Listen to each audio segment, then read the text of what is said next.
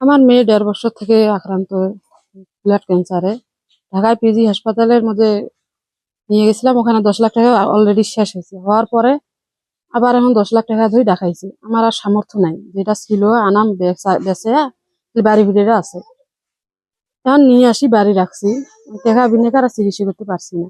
আমি আবার স্কুল যাইতে চাই, আবার আমি সবার সাথে খেলতে চাই, আমি আবার সুস্থ হয়ে মায়ের কোলে ফিরতে চাই, আমি সবাদের সাথে মিশে বেড়াতে চাই। শারমিন আক্তার, সে আমাদের এই স্কুলে ক্লাস 4 একজন শিক্ষার্থী।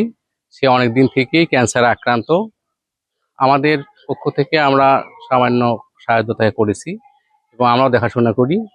সে তার বাবা একজন গরিব অসহায় ব্যক্তি।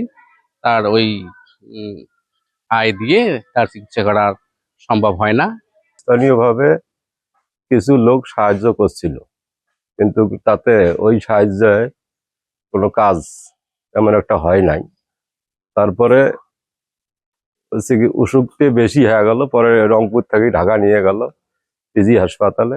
পিজি হাসপাতালে ওখানে চিকিৎসা করার পর যে জমিটা আসলো সে জমিগুলোও বেচাইছে। বেঁচে টেচে চিকিৎসা করি একটু আরাম হয়েছে। আরাম হওয়ার পরে বাড়ি আসছে যে এখন আর চিকিৎসা করা লাগবে না আপাতত এই অবস্থায়।